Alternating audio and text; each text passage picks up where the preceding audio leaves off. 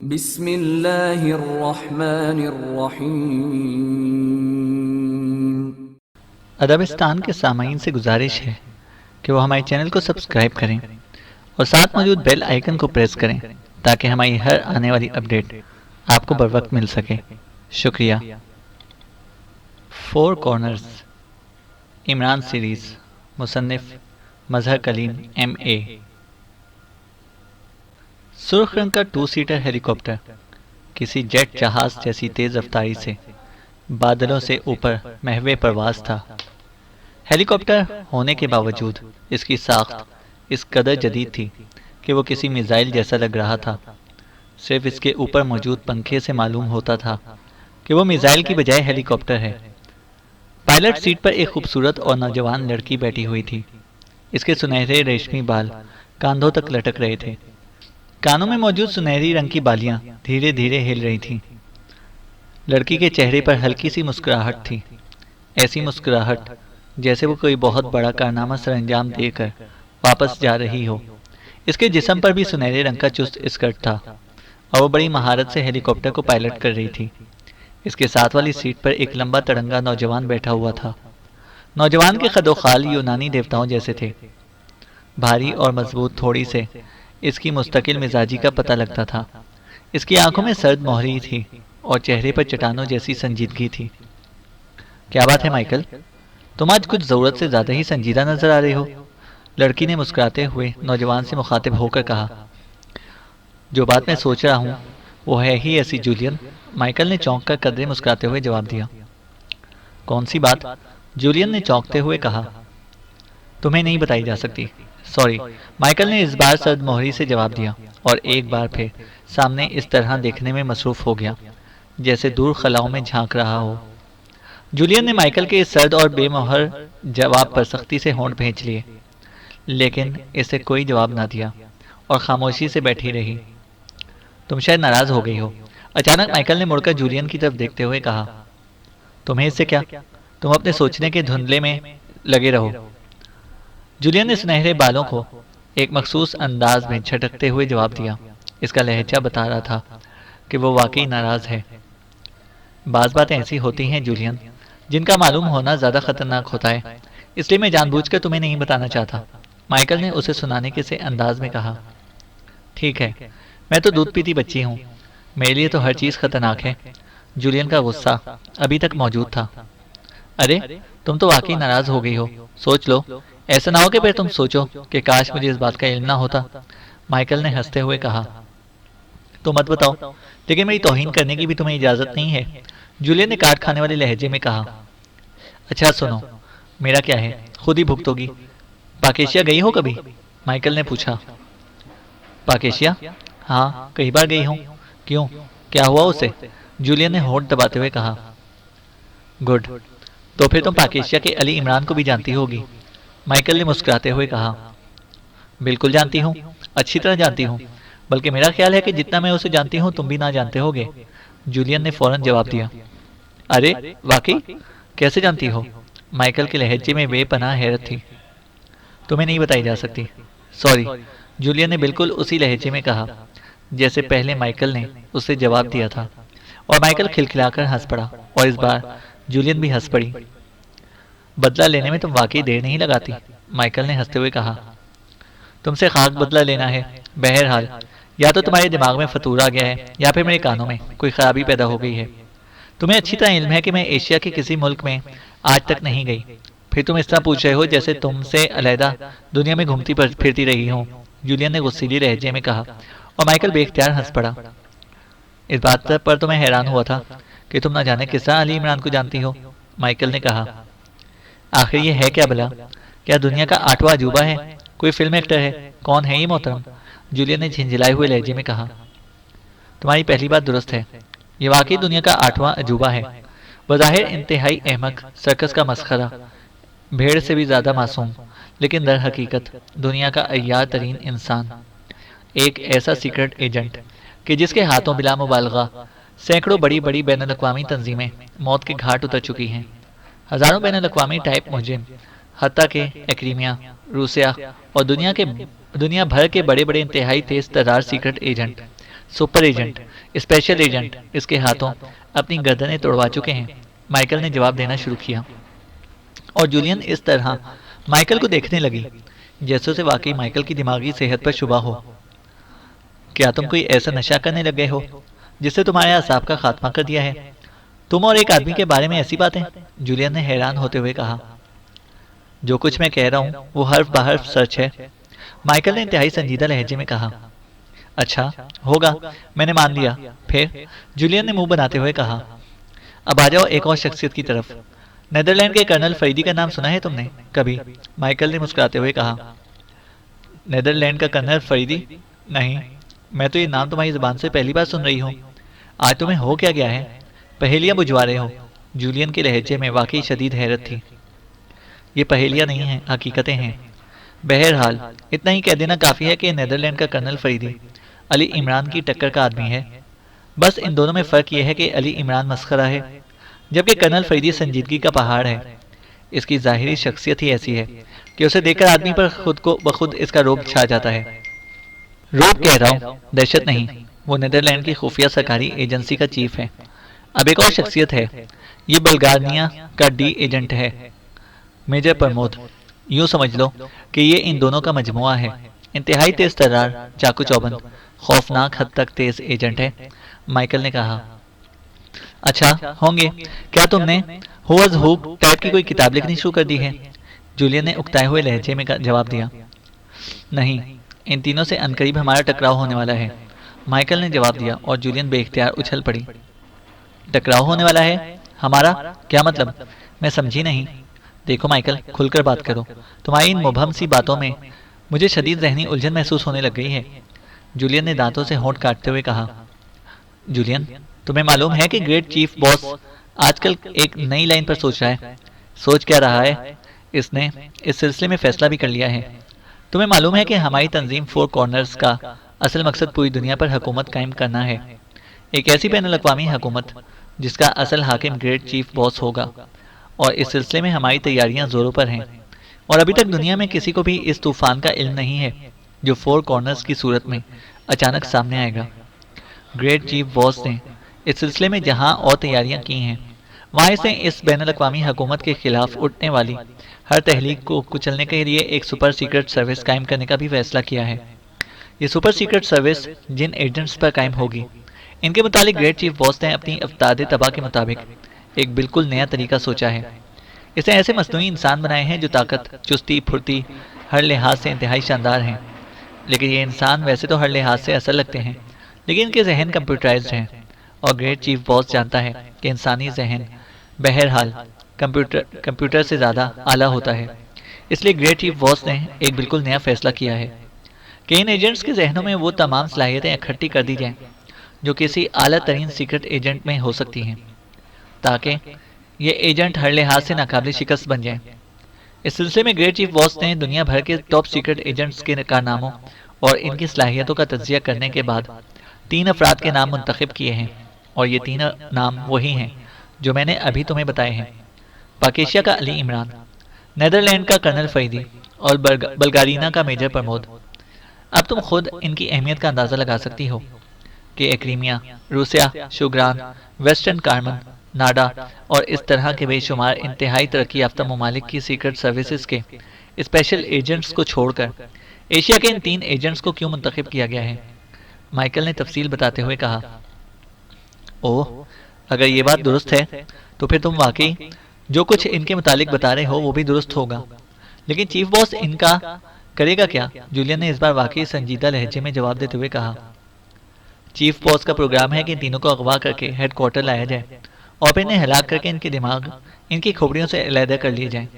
इसके बाद इनके दिमागों का मुकम्मल तज्जिया किया जाए और इनके दिमागों में जो खुसूसी खलियात मौजूद हैं जिनकी वजह से इनकी ऐसी सलाहियतें पैदा होती हैं, इन खलियात को सामने रखकर ऐसे मसनूई खलियात तैयार किए जाएं और फिर ये खलियात सुपर सीक्रेट सर्विस के एजेंट्स के जहनों में मुंतकिल कर दिए जाएं।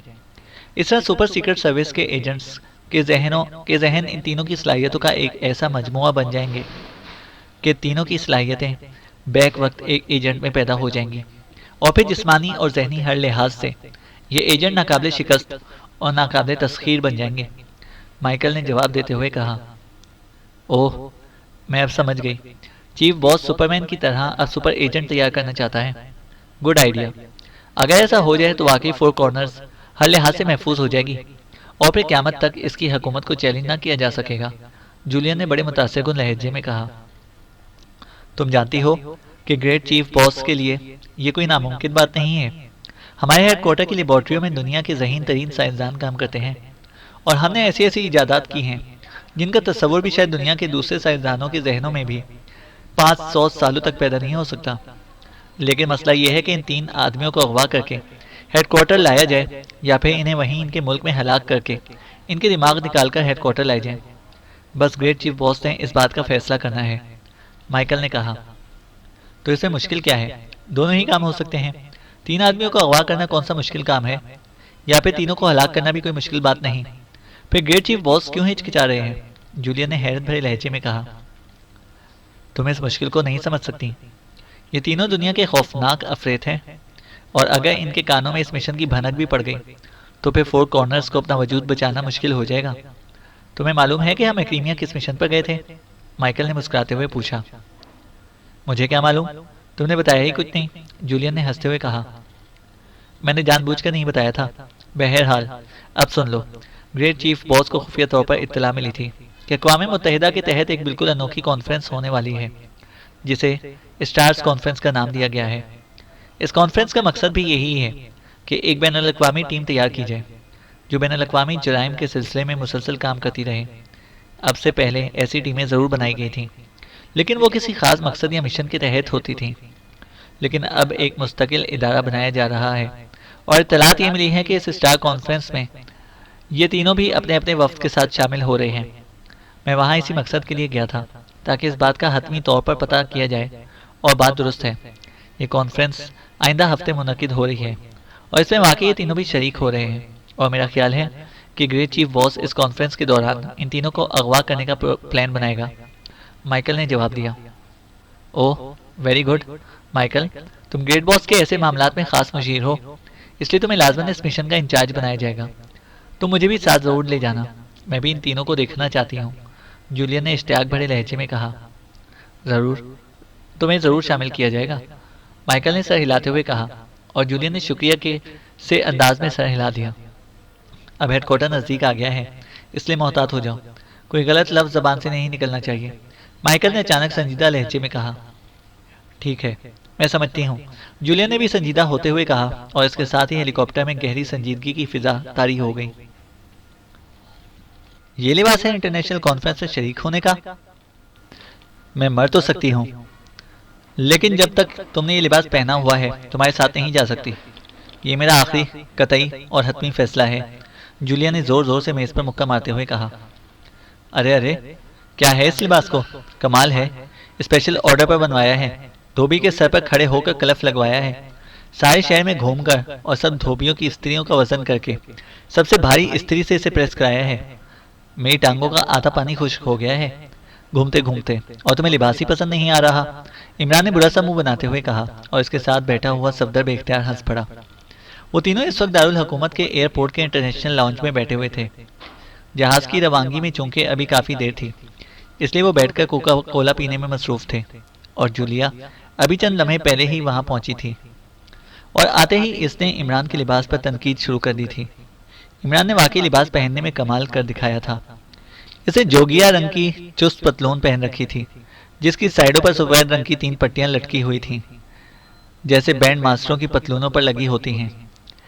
पतलून के पाइंचे घुटनों से भी ऊपर तक मुड़े हुए थे। तेज नीले रंग की कमीज थी जिसके आगे गले से लेकर पतलून की बेल्ट तक जर्द रंग की बड़ी सी झालर बनी हुई थी, जैसे पुराने जमाने के अंग्रेज मखसूस दावतों में ऐसी कमीजें पहनते थे और जैसे आजकल इंतहाई मज़ा का खेज समझा जाता था। टाई की जगह बो बंधी हुई थी, लेकिन ये बो भी अजीब साख्त की थी।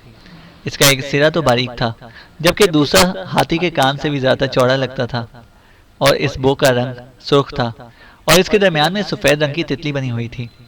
इस कमीज के ऊपर इसने मोटी मोटी सब्ज रंग की धारियों वाला सुर्ख कोट पहन रखा था जो आगे से छोटा और पीछे से खासा लंबा था। इसमें बटनों की जगह लकड़ी के तस्मे लगे हुए थे। जैसे पुराने जमाने के बुजुर्ग लगाया करते थे। सर पर इसने लंबे फुंदने वाली तुर्की टोपी पहन रखी थी। इस तरह मजमूई तौर पर वो इतना अजीबो गरीब लग रहा था कि जो भी उसे देखता पहले तो देखता ही रह जाता और फिर बेख्तियार हंस पड़ता। लेकिन जाहिर है कि इमरान को भला इन बातों की कभी परवाह हो सकती थी। वो बड़ी शान से इस तरह अकड़ा बैठा था जैसे वलीमे के रोज दूल्हा नया सूट पहने अकड़ता फिरता है। तुम इसे समझाओ सफदर, आखिर वो इंटरनेशनल कॉन्फ्रेंस होगी, वहां दुनिया भर के टॉप सीक्रेट एजेंट्स इकट्ठे होंगे और वहां इमरान का ये हुलिया लाहौल वाला कुआ। मैं तो इसे एक लम्हे के लिए भी बर्दाश्त नहीं कर सकती, जूलिया ने सफदर से मुखातिब होते हुए कहा। जूलिया, तुम क्यों अपना खून जलाती हो? इमरान की फितरत को जानती तो हो। जो ये करता है इसे करने दो, और सच्ची बात तो ये है कि सब कुछ करना तो इसी ने है। हमारा काम तो बस तमाशा देखना होगा, सफदर ने जूलिया को समझाते हुए कहा। सुनो जूलिया, तुम नाराज होती हो तो ठीक है, मैं ये लिबास यहीं उतार देता हूँ। आखिर तुम सीक्रेट सर्विस की सेकंड चीफ हो, अब तुम्हारी नाराजगी भी तो मोल नहीं ली जा सकती। इमरान ने कहा और उठकर कोट के तस्मे खोलने शुरू कर दिए। मैं कहती हूँ बैठ जाओ, जूलिया ने काट खाने वाले लहजे में कहा। चुस्त पतलून है, बैठकर नहीं उतरेगी, इमरान ने मुंह बनाते हुए कहा। क्या तुम ढंग का लिबास नहीं पहन सकते? जूलिया ने दांत पीसते हुए कहा। ढंग का? ये कौन सा कपड़ा है? क्यों सफदर, कोई नई मिल लगी है क्या? इमरान ने कहा और जूलिया यकलख्त उठी और पैर पटकती हुई लाउंज के इस काउंटर की तरफ बढ़ गई जहां टेलीफोन मौजूद था। जूलिया वाकई बेहद एलर्जिक हो रही है आपके लिबास से, सफदर ने मुस्कुराते हुए कहा। मैंने एक्सट्रू से पहली शर्त यही लगाई थी कि मैं अपनी मर्जी के मुताबिक जाऊंगा इस कॉन्फ्रेंस में, वरना नहीं जाता। अब भी अगर एक्सट्रू कह दे तो मैं वापस अपने फ्लैट पर चला जाऊंगा मेरी बुला से, इमरान ने मुंह बनाते हुए कहा। ओह, फिर तो बेचारी जूलिया अभी मुंह लटकाए वापस आ जाएगी, सफदर ने हंसते हुए कहा। और बाकी थोड़ी देर बाद जूलिया मुंह लटकाए वापस आई और इस तरह कुर्सी पर बैठ गई जैसे कुर्सी में नरम गद्दे की बजाय तेज और नोकदार की लगे हुए हों। इसके होंठ सख्ती से भींचे हुए थे और वो अब इमरान की तरफ देख भी ना रही थी। फिर क्या हुक्म है, उतार दूं या पहने रहूं? मैं तो हुक्म का बंदा हूं, इमरान ने तंजिया अंदाज में मुस्कुराते हुए कहा।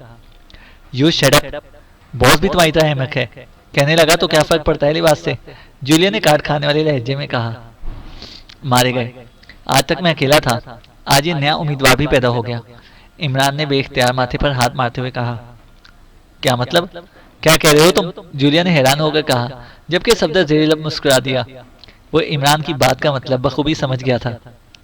मेरा मतलब है, पहले ये खिताब अहमक वाला सिर्फ मेरे अकेले की मलकियत था और यही मेरी वो खसूसियत थी जिसकी बिना पर मैं आज तक उम्मीदवार था। अब एक्सट्रू भी अहमक हो गया, इमरान ने मुस्कुराते हुए कहा। और अब इस बार जूलिया बेख्तियार हंस पड़ी। वो तो मैंने गुस्से में कह दिया था, वरना तुम तो एक्सट्रू की जूतियों के बराबर भी नहीं हो, जूलिया ने कहा। खुदाया तेरा शुक्र है, तुम ही इज्जत देने वाले हो, वरना अगर तुम मुझे एक्सट्रू की जूतियों के बराबर बना देते तो मैं क्या कर सकता था। वैसे एक बात है, मैंने सुना है कि एक्सट्रू की एक टांग में फर्क है, इसलिए लाजबंद इसकी जूतियां भी बराबर नहीं होंगी। क्या ये सच है? इमरान ने कहा और जूलिया ने गुस्से से आंखें निकाली। बकवास मत करो, अब अगर चीफ के बारे में कुछ कहा तो जबान नोच लूंगी, जूलिया ने गुस्सैले लहजे में कहा। और फिर इससे पहले कि इमरान कोई जवाब देता, फ्लाइट की रवानगी का ऐलान होने लगा और वो तीनों ही उठकर खड़े हो गए। जहाज में जूलिया की सीट इमरान के साथ आई थी, लेकिन जूलिया ने इमरान के साथ बैठने से अक्सर इनकार कर दिया। मैं इस तमाशे के साथ नहीं बैठ सकती, इसलिए वहां तुम बैठोगे, जूलिया ने सफदर से मुखातिब होकर कहा। ठीक है, मैं बैठ जाता हूँ, आप मेरी सीट पर बैठ जाएं, सफदर ने तस्फिया करने के से अंदाज में कहा और इमरान के साथ वाली सीट पर बैठ गया, जबकि जूलिया सफदर की सीट पर जो 3 सीटें पीछे थी जाकर बैठ गई। जहाज में मौजूद हर मुसाफिर की नजरें इमरान पर ही रुकी हुई थी और सबके चेहरों पर मुस्कुराहट रेंग रही थी। यार सफदर, जूलिया के साथ कहीं कोई बूढ़ा क्रीमी तो नहीं बैठा? इमरान ने बड़े पुरस्कार लहजे में कहा। हाँ, बैठा तो है, क्यों? सफदर ने मुड़कर जूलिया के साथ बैठे हुए बूढ़े अक्रीमी को देखते हुए कहा।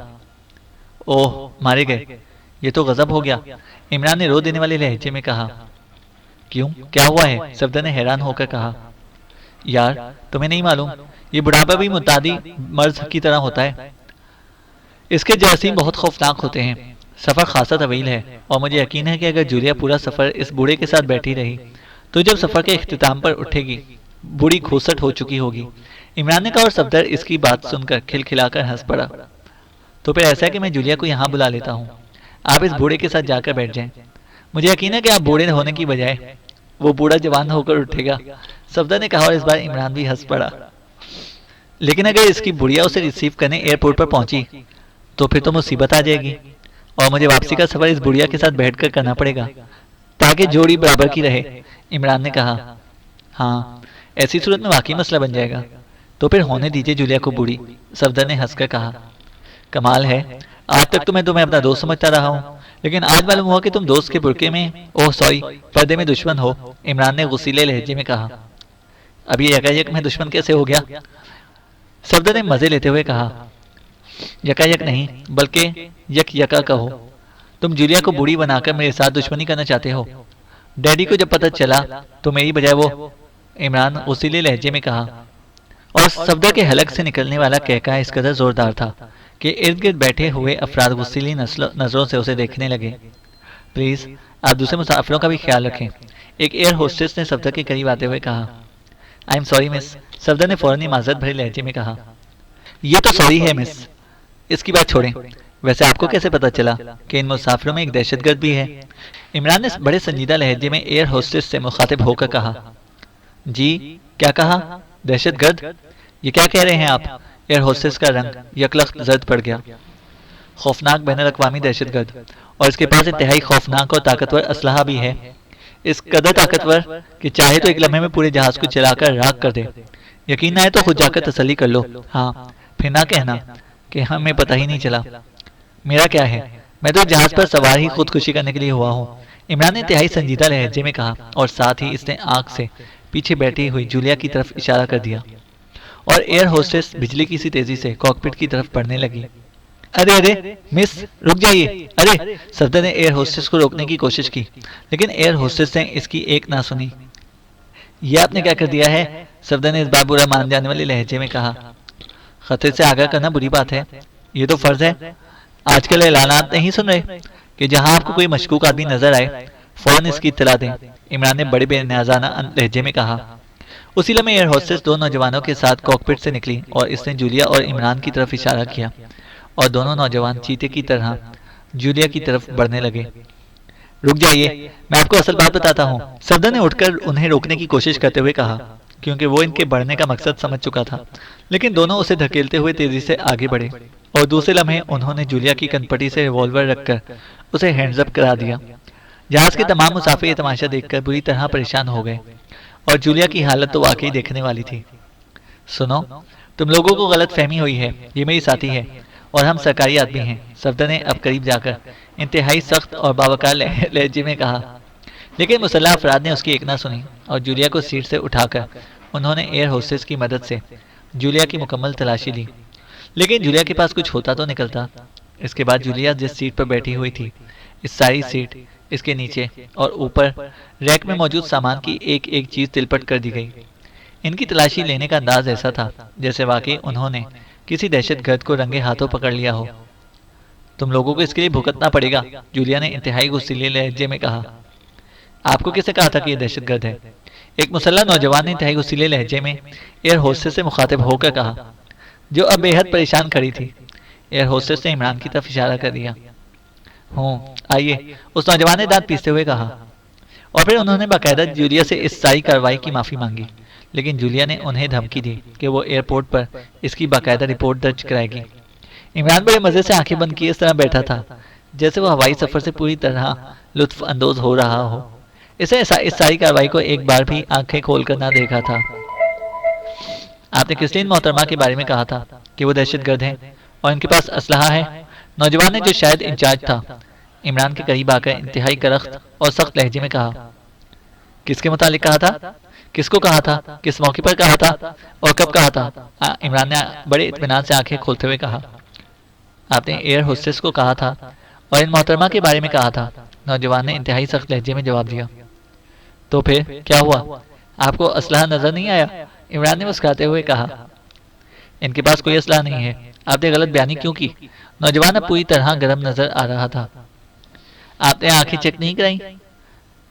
नहीं तो अपने दिल की ईसीजी कराइए। मुझे तो आप बेदिल किस्म के नौजवान लगते हैं। कमाल है, नैनो के तीर, जलवों के बम, हुस्न के मिसाइल। अगर आपको इस उम्र में नजर नहीं आ रहे तो क्या बुढ़ापे में नजर आएंगे? इमरान ने बुरा सा मुंह बनाते हुए जवाब दिया। लेकिन आपने दहशतगर्द कहा था। नौजवान ने वाकई कोई जवाब ना बन पड़ रहा था। अरे तो क्या गलत कहा था? जहाँ इस कदर असलहा मौजूद हो वहाँ दहशत पैदा होगी या वहशत? अब ये आपकी मर्जी है कि जो चाहे इख्तियार कर लीजिए, इमरान ने बड़े मुतमईन लहजे में जवाब दिया और दोबारा आंखें बंद कर ली। हम आपके खिलाफ रिपोर्ट करेंगे। नौजवान ने जब और कोई जवाब ना बन पड़ा तो पैर पटकता हुआ आगे बढ़ गया। आपने खौमा-खौफ जूलिया को भरे जहाज में तमाशा बना दिया। सफदर ने सीट पर बैठते हुए इंतहाई गुस्सीले लहजे में कहा। इसे भी शायद पहली बार इमरान पर गुस्सा आया था। इस बूढ़े का रद्द-ए-अमल क्या था, ये नोट किया तुमने? इमरान ने इसकी बात का जवाब देने की बजाय पुरस्कार से अंदाज में सरगोशी करते हुए कहा और सफदर पूरी तरह चौंक पड़ा। क्या मतलब? क्या अब आप इस बूढ़े को भी तमाशा बनाना चाहते हैं? सफदर ने यकीन न आने वाले लहजे में कहा। बूढ़े और बच्चे दोनों ही तमाशा होते हैं। इसे छोड़ो, मुझे रद्द-ए-अमल बताओ। इमरान ने इस बार संजीदा लहजे में कहा। ओह, मैंने ज़्यादा ख्याल नहीं किया, लेकिन मेरा ख्याल है कि वो बेहद परेशान नजर आ रहा था। सफदर ने होंठ काटते हुए कहा। अच्छा चलो ठीक है, अब जरा पहलू हटाकर बैठेगा। ख्वाह जुड़ा बैठा था जूलिया के साथ। इमरान ने कहा और दोबारा इसी तरह आंखें बंद कर ली, जैसे इसका मसला हल हो गया हो। मैं जूलिया की सीट पर जा रहा हूँ, अचानक सफदर ने उठते हुए कहा, लेकिन इमरान ने कोई जवाब ना दिया। तुमने यह हरकत क्यों की थी? उसी लम्हे जूलिया की काट खाने वाली आवाज इमरान के कानों में पड़ी। हरकत में? जब से जहाज चला है बेहरकत बैठा हुआ हूँ। यकीन आए तो सफदर से पूछ लो। इमरान ने उसी तरह आंखें बंद किए हुए जवाब दिया। लेकिन दूसरे लम्हे उसने बिजली की सी तेजी से अपने जिस्म को बाएं तरफ मोड़ा और जूलिया का घुमा हुआ उल्टा हाथ सीट से जा टकराया, वरना वो इमरान के चेहरे पर पड़ता। अरे अरे, अभी से रिहर्सल शुरू कर दी। इमरान ने चौंक कर कहा। सुनो, मैं एयरपोर्ट से वापस चली जाऊंगी। ये मेरा फैसला है, जूलिया ने इंतहाई गुस्सीले लहजे में कहा और उठकर वापस अपनी सीट की तरफ बढ़ गई। इमरान साहब, इस बूढ़े की हरकतें वाकई मशकूक हैं, जूलिया की जगह सफदर ने लेते हुए कहा। पुलिस को इत्तला कर दो। इमरान ने बगैर आंखें खोले जवाब दिया और सफदर एक झटके से उठा और तेजी से कॉकपिट की तरफ बढ़ गया। जलतू जलालतू, आई बला को टालतू, अब मैं बूढ़े के कौन से असलहे का हवाला दूंगा? सफदर के उठते ही इमरान ने तेजी से बड़बड़ाना शुरू कर दिया। लेकिन चंद लम्हे बाद जब हॉल में रिवॉल्वर चलने का खौफनाक धमाका हुआ तो इमरान यकलख्त अपनी जगह से उछल पड़ा। जहाज में चीखों पुकार की आवाज़ें उभरी और इसके साथ ही बूढ़े की करबनाक चीख सुनाई दी और इमरान ने देखा कि बूढ़ा पुश्त के बल जहाज के फर्श पर गिरा हुआ था, जबकि दोनों मुसल्लह गार्ड्स इस पर झुके हुए थे। एक तरफ जूलिया हैरत से आंखें फाड़े खड़ी थी। जहाज के तमाम मुसाफिर यूं आंखें फाड़ फाड़ कर ये तमाशा देख रहे थे, जैसे उन्हें अपनी आंखों पर यकीन ना आ रहा हो। चंद लम्हों बाद गार्ड इस बूढ़े को हथकड़ी लगाए बुरी तरह धकेलते हुए साइड रूम की तरफ ले गए। आपका ख्याल दुरुस्त निकला। इसे जैसे ही गार्ड्स को आते देखा, इसे रिवॉल्वर निकालकर जूलिया की कनपटी से लगा दिया, लेकिन जूलिया ने बिजली की सी तेजी से इसकी कलाई पर जर्ब लगा दी। इस तरह गोली चली जरूर, लेकिन एक ब्रीफ केस में जा लगी और मैंने बूढ़े को उल्टा कर बेबस कर दिया। सफदर ने करीब बैठते हुए बाकायदा रिपोर्ट देने के से अंदाज में कहा। और क्या क्या चीज़ बरामद हुई है उससे? इमरान ने संजीदा लहजे में पूछा। इस रिवॉल्वर के सिवा कुछ भी नहीं है, सफदर ने मुंह बनाते हुए जवाब दिया।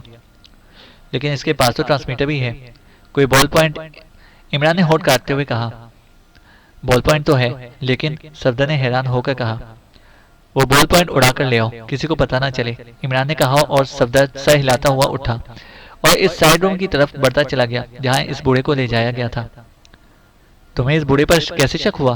कौन है ये? उसी लम्हे जूलिया ने सफदर की सीट पर आकर बैठते हुए कहा। मुझे इस बूढ़े पर शक, लाहौल वाला। अब मैं तुम्हें इतना बदजौक भी नहीं समझता, इमरान ने मुंह बनाते हुए कहा। बकवास मत करो, सीधी तरह बताओ, जूलिया ने गुस्सीले लहजे में कहा। कमाल है, जहाज वालों ने भी मुझे इंक्वायरी के साथ सीट दे दी है। यहाँ जो भी आकर बैठता है इंक्वायरी शुरू कर देता है। वैसे सुनो, एयरपोर्ट पर तुमने बिल्कुल लाइल्मी जाहिर करनी है, समझी? और जाकर अपनी सीट पर बैठो, इमरान ने यकलख्त लहजे में कहा। और जूलिया एक लम्हे तक तो होंठ भेंचे इमरान को देखती रही, फिर उसी अंदाज में उठकर वापस अपनी सीट पर चली गई। ये लीजिए, मुझे तो आम सा बॉल पॉइंट लगता है, आप इसे ट्रांसमीटर कह रहे हैं। सफदर ने एक आम सी साख्त का बॉल पॉइंट इमरान की तरफ बढ़ाते हुए कहा। इसका नाम ही ट्रांसमीटर है, जैसे माचिसों के नाम होते हैं, शिप, तांगला, हॉकी, मोर, अब वो माचिसें जहाज और टांगे तो नहीं बन जाती।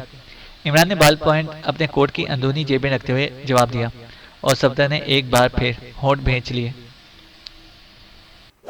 चैनल को सब्सक्राइब करें और बेल आइकन को प्रेस करें ताकि हमारी हर अपडेट आपको बर वक्त मिल सके।